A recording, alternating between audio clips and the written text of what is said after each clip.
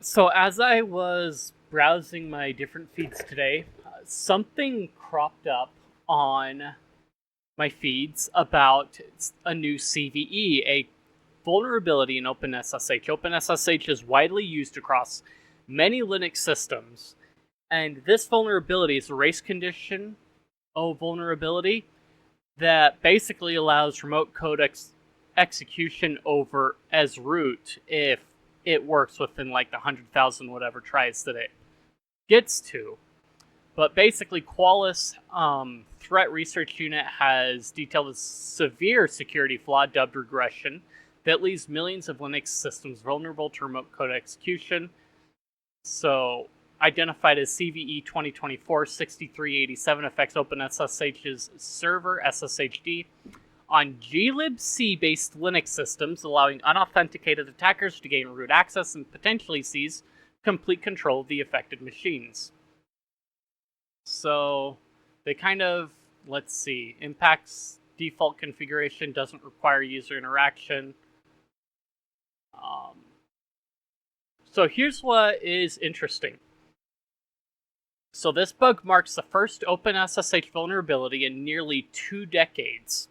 So OpenSSH has been pretty secure and invulnerable for about 2 decades, and then this came along, which, I mean, in a lot of ways, means it has a really good track record.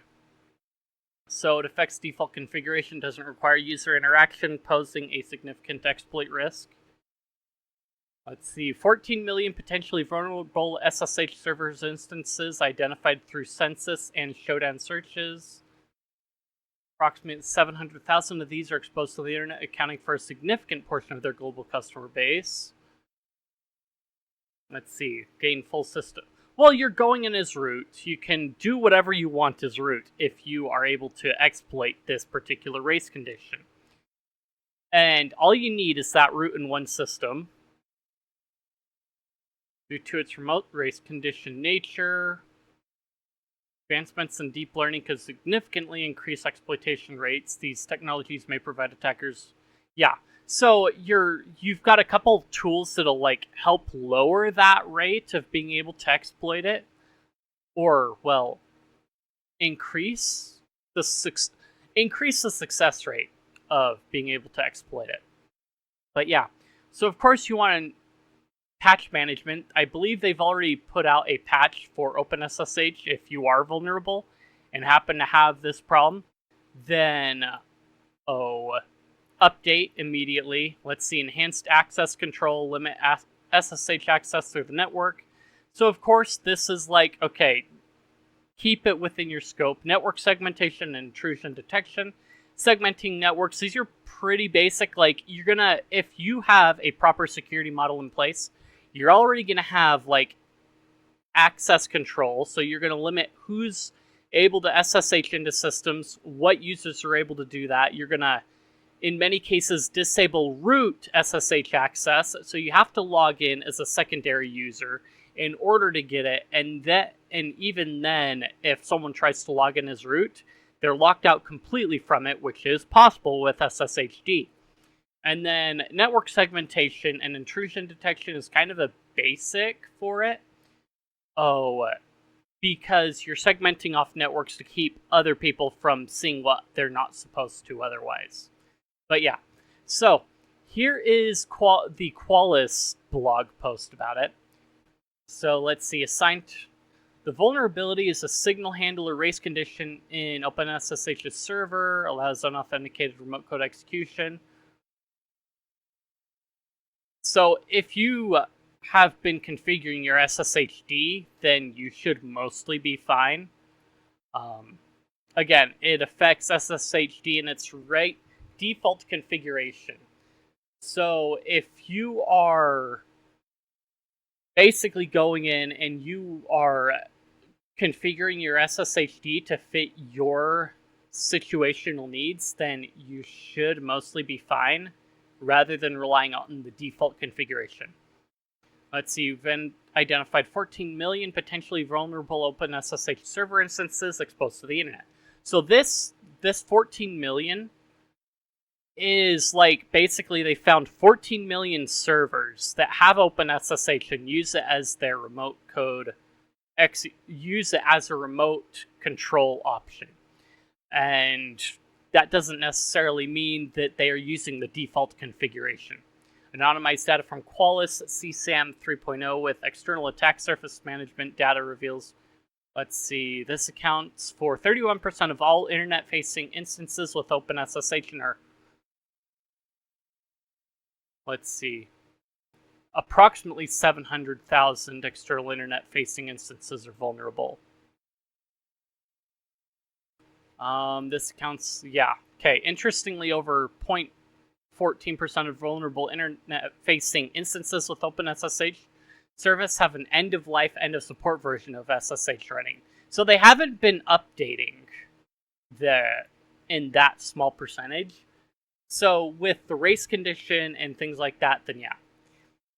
In our security analysis, identified this vulnerability as regression of previously patched CVE-2024-6387, which was reported in 2006. Regression in this context means that a flaw, once fixed, has reappeared in a subsequent software release. Due to changes or updates that inadvertently reintroduce the issue, highlights crucial role of thorough regression testing to prevent the reintroduction of known vulnerabilities into the environment. Regression was introduced in October of 2020, 8.5 P1. Okay, interesting. Demonstrated the exploit to the OpenSSH team to assist with their understanding and remediation efforts. We allow time for patches to be applied, however, even though the exploit is complex, we believe that our independent researchers will be able to replicate our results. So, the big part is it's actually been around for a few years. And so it's been closer to like a decade and a half that it hasn't had that vulnerability, but it was introduced here and wasn't found until just barely, basically. Let's see, OpenSSH is a suite of secure networking utilities based on secure shell, which is vital for secure communications. Let's see, OpenSSH implementation serves as a critical tool for secure communication. Its enterprise value lies in its scalability and ability to enforce robust access controls and secure automated processes, which involve the secure handling of sensitive data across multiple systems and locations. It stands as a benchmark in software security, exemplifying a robust defense in-depth approach. Despite the recent vulnerability, its overall track record remains exceptionally strong, serving as both a model and an inspiration in the field. So, OpenSSH versions earlier than 4.4 P1 are vulnerable to this signal handler race unless they are patched for that one and that one. Versions of 4.4 P1 up to, but not including 8.5 P1 are not vulnerable due to a transformative patch for 2006-5051, which make a previously unsafe function secure. Vulnerability resurfaces in 8.5 P1 up to but not including 9.8 P1 due to the accidental removal of a critical component in a function. OpenBSD systems are unaffected by this bug, as OpenBSD developed a secure mechanism in 2001 that prevents this vulnerability. So, let's see, potential. So, I want to go back up to here. So, if we look, they said it's on glibc-based Linux systems, which most servers on the internet are going to be running. There are going to be a couple exceptions to this. That would be like muscle-based Linux systems and a couple others. But that means that part of the regression comes from the GNU libraries, the GNU C libraries, as a compiler, it seems like, or as the backend library. Whereas if you're using a different library system, you could basically have a more secure system because you're not using GNU-based stuff on your system, which is one partial reason why OpenBSD, I believe, is not affected by this.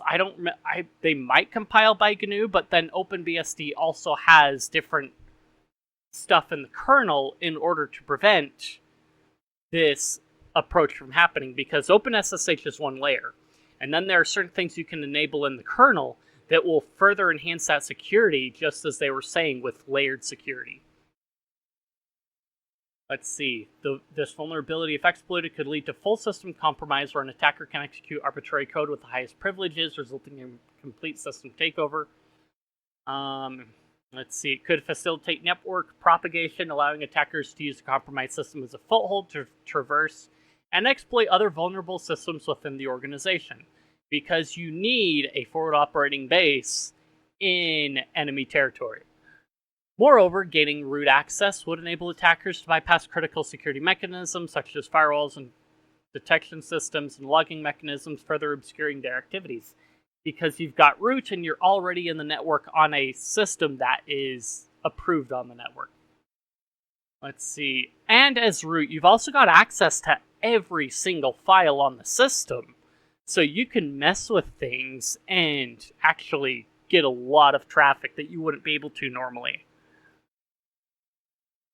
Vulnerability is challenging to exploit due to its remote race condition nature, requiring multiple attempts for a successful attack.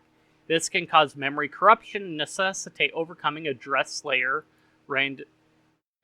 space layer randomization. Advancements in deep learning may significantly increase the exploitation rate, potentially providing attackers with substantial advantage in leveraging such security flaws. So all I'm seeing is this is just a copy. The last article was a copy and paste of this whole thing here.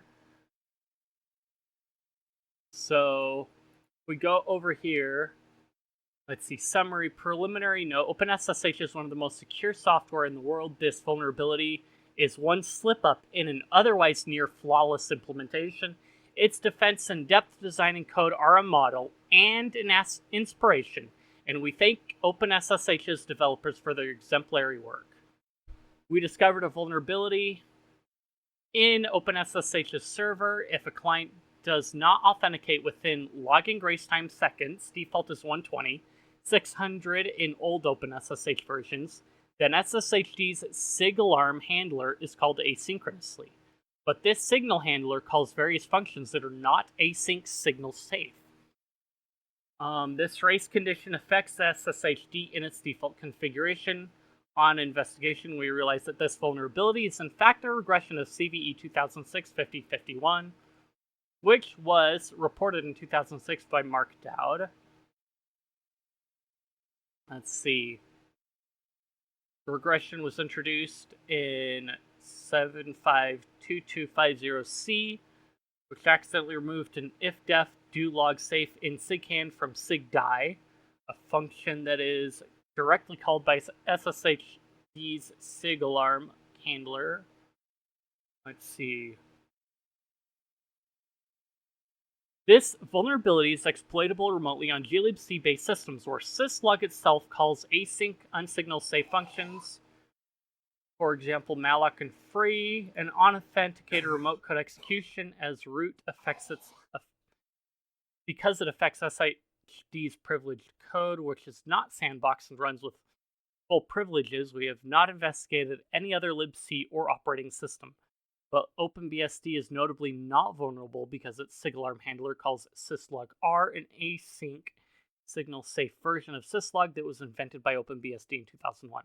So you'd basically have to look at this process and see if your system goes through this process, or if your system has a more async signal-safe method of malloc and free for it to work, basically.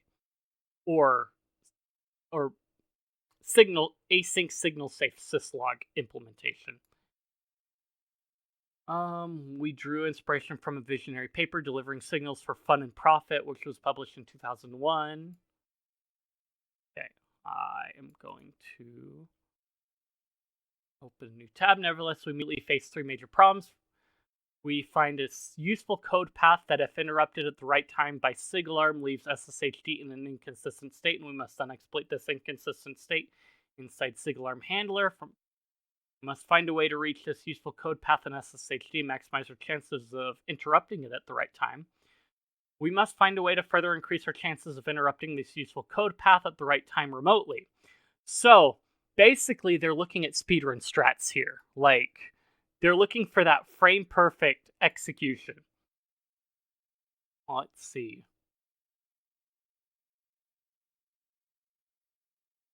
So they went for old ones first, and then so on. So they are using a Debian packaged version, or Debian and Ubuntu packaged versions of OpenSSH. And so they're still continuing to work on it. We convinced that various aspects of our exploits can be greatly improved. Much harder because of stronger ASLR. So they got it to work on a 64-bit processor, and yeah. But yeah, this is the full thing. You can find it like right here. I don't think Qualys linked it, but this is the delivering signals for fun and profit text file. And then yeah, so like I said, OpenSSH is an OpenBSD project, and it is basically packaged with OpenBSD when you install it. I believe I've gone through the install process on a video. So yeah, OpenBSD is the larger one behind it. So when you install it, you're going to get asked if you want to enable SSH from the get-go, and so on and so forth. You've got different configuration things that you can do. But yeah, pretty secure. OpenBSD does it right, just like they said. They gave them a glowing review. But now, finally for some admin, I don't have everything recovered from wiping my hard drive on accident. But of note, I am less than 30 subs away from it. So like when I mentioned it on Friday, I was less than 40, and now we're already up to less than 30. So if you guys hit the button, the subscribe button and like and things like that, and help this stuff get out to more people, and then we can give more people a reason to install certain extensions that shall not be named.